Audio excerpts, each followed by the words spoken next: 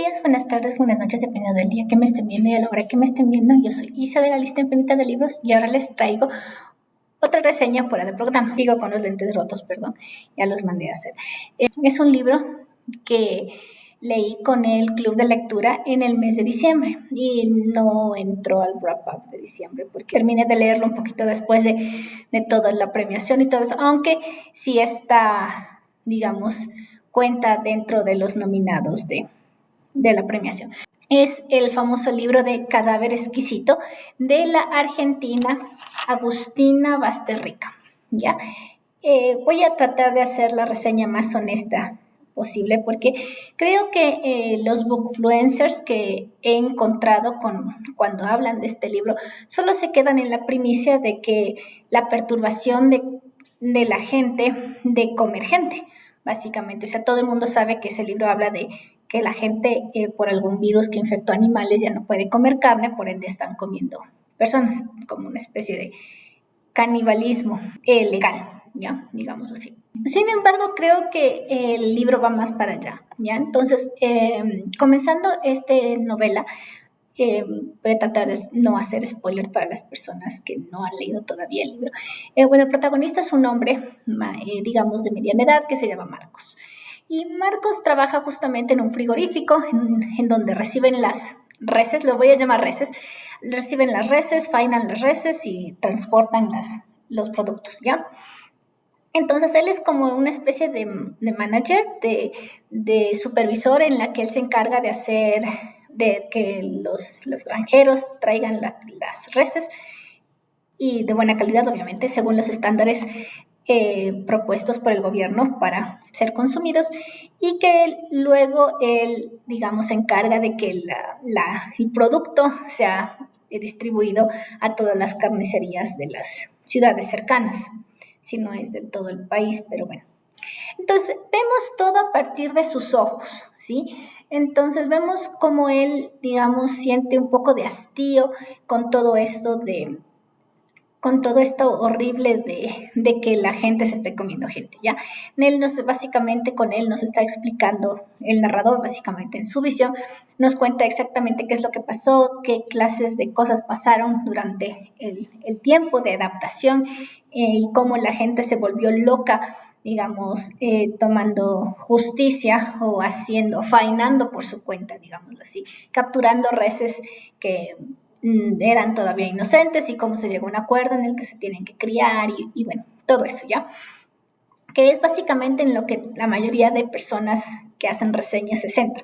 Pero yo quiero hablarles un poco más de la cuestión más al fondo, y es que Marcos es como que se niega todavía a esto, se niega a aceptar esta realidad, todavía no, o sea, comprende lo que está pasando, pero se rehúsa en muchos sentidos a adoptar las mismas costumbres. O sea, él es vegetariano al momento, a pesar de que miente a la gente diciendo que es por un problema de salud. Digamos, tengo un poco el colesterol alto, así que estoy haciendo como que comiendo vegetales hasta que me baje el colesterol y volver a comer carne. Al menos lo que le miente al hermano. Entonces, él es como que todavía está rehuyente a adoptar la nueva normalidad. Sin embargo, durante la novela vemos que hay diferentes puntos de inflexión en el que él empieza digamos, a caer hacia el abismo en una especie de si no puedes contra ellos, únete. Entonces, primero, en el primer momento de la novela, nos enteramos que su mujer y él están separados, y por lo que inferimos en el texto es que la mujer tiene una especie de depresión muy profunda, y luego a la mitad del libro sabemos por qué.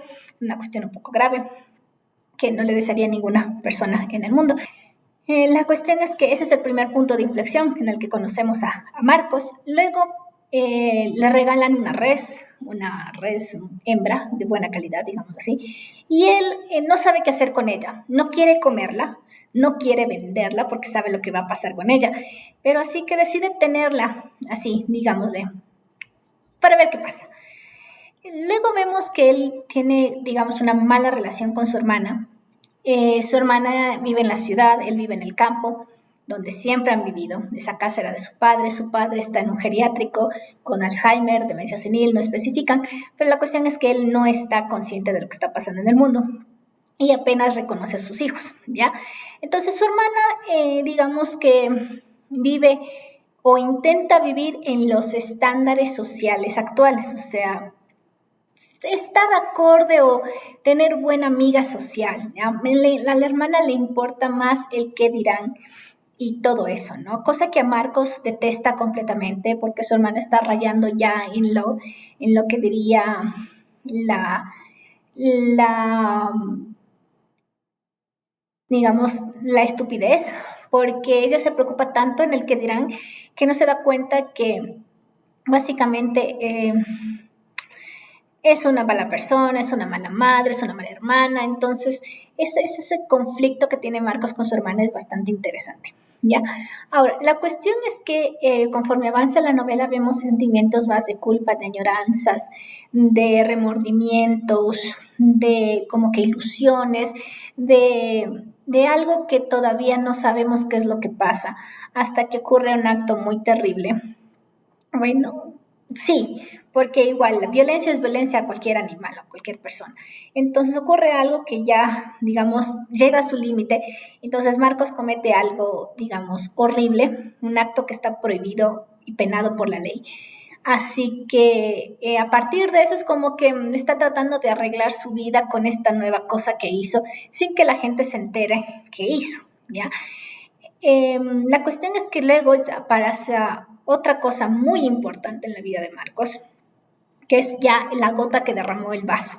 Entonces ahí prácticamente Marcos ya no le importa nada y decide, en lugar de nadar contra la corriente, unirse a la corriente de una forma muy extraña y tal vez no satisfactoria, pero particularmente triste en el contexto que está viviendo. No quiero dar muchos detalles porque mi intención es que ustedes lo lean si es que no lo han leído.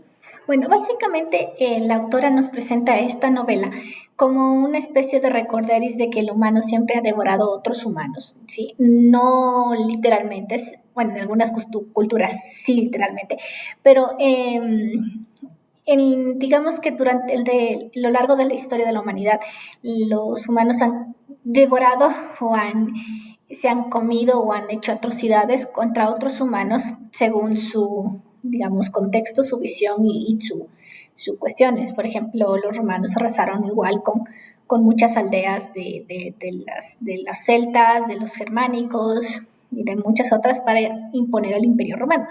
Los griegos no son lo mismo, los antiguos egipcios lo mismo, la antigua China tampoco se salva, y lo mismo ha pasado con grandes imperios en que han arrasado con civilizaciones enteras para imponer su visión de gobierno, ¿ya?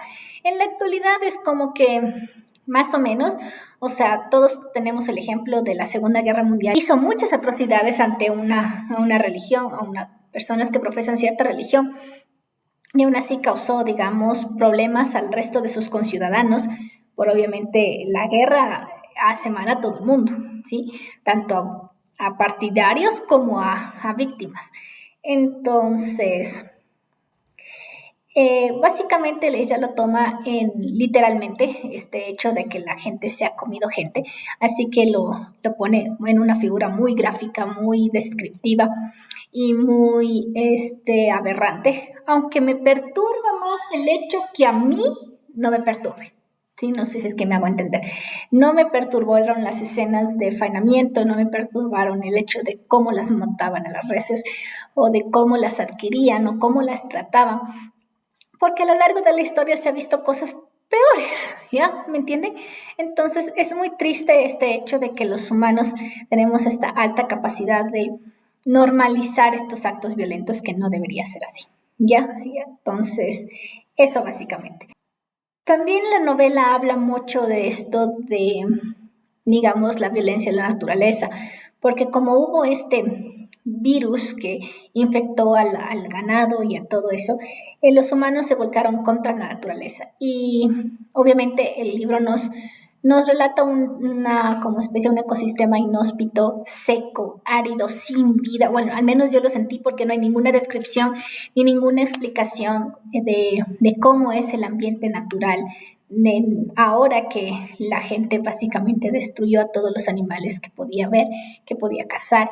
Y me pregunto cómo la naturaleza se está generando, regenerando, porque si no hay un organismo que cumpla ciertas funciones, ¿cómo el ciclo de la vida va a continuar? O sea, el ciclo está cortado. No sé si me hago entender.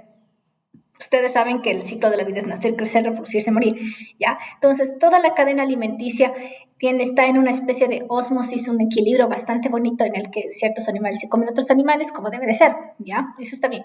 Pero si acabas con los animales, las plantas en teoría crecerían, ¿no? Pero sin nadie que te regenere el ciclo, sin nadie que te complemente la descomposición de nutrientes y siga la composición de nutrientes. O sea, ¿cómo? No sé si es que me hago entender, ¿no? La naturaleza está muy desequilibrada en este libro y la autora no nos menciona absolutamente nada de ello. Así que sí me hubiera gustado que se tomara tiempo de explicar cómo está el medio ambiente, o sea, qué tan mal está, porque al menos yo me lo imaginé árido, casi desierto, planicies de pastizal seco y, bueno, sin gris, básicamente, ¿ya? También habla mucho la novela sobre el hecho de que eh, cuando uno ruega por algo no lo obtiene, pero cuando deja de interesarse, la otra persona empieza a preguntarse qué pasó.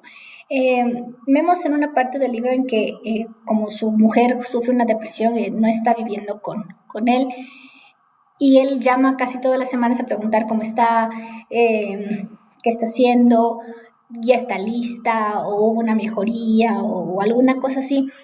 Y su suegra dice, no, ten paciencia, o tal vez no es momento, está mal, o tuvo una mejoría, luego tuvo una recaída. Entonces, pero cuando ocurre, digamos, algo, ese acto prohibido, él deja de llamar.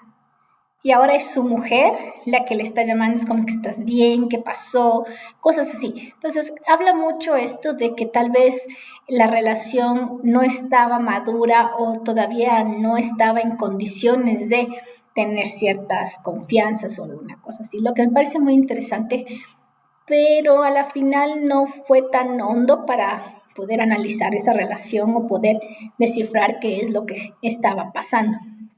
Bueno, la cuestión es que hay muchas cosas en el libro que quedaron como al aire, muchos personajes que aparecen y desaparecen, en el especial caso de una carnicera y de una científica, que obviamente toman, digamos, la parte externa o la parte académica o la parte del día a día de estas atrocidades, de este proceso de usar reses para cosas, ¿ya? Entonces, eso, ciertos eventos del libro también es como que aparecen y desaparecen y no dan como que un cierre, un fondo, aunque yo entiendo que es la visión de ella de solamente mostrar qué tan mal está la sociedad al momento y en la visión de Marcos, pero aún así quisiera que hubiera como que dado una pequeña descripción, una explicación un poquito más profunda de todo eso. Aún así, el libro es muy bueno, no se encasillen en el hecho del grotesco, del gore, digamos, del body horror de todo este libro que está muy bien.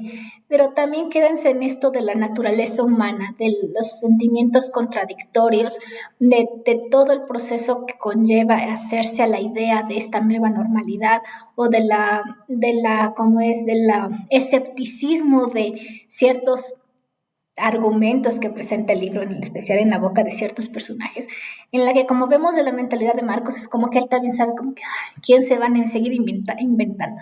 Entonces, es esta cuestión de que no se queden en lo grotesco, sino que vean lo más profundo, lo de la naturaleza, el sentimiento, el proceso mental que lleva a nuestra protagonista a hacer estos actos. Es un muy buen libro, muy recomendado. Yo sí creería que como es una distopía, básicamente una distopía muy buena, sí debería ser, digamos, tomado con pinzas y analizado con personas para ver qué es lo que está pasando en este mundo, en esta sociedad que puede, que no, tal vez no estemos tan lejos de vivir y esperemos que no, Dios quiera. Entonces, eso. Y bueno, eso es todo lo que quería hablar de El cadáver exquisito de Agustina Basterrica. Como digo, es un muy buen libro, una muy buena historia. Obviamente, los sentimientos son los que más me pesaron, todo este sentir del protagonista, pero como digo, la mayoría de personas solamente se queda con lo grotesco. Aún así, yo lo recomiendo mucho. No, si es que son muy sensibles, no creo que lo recomiendo, pero aún así denle una oportunidad porque les va a gustar a la final, ¿ya? Eso. Muchas gracias por estar conmigo.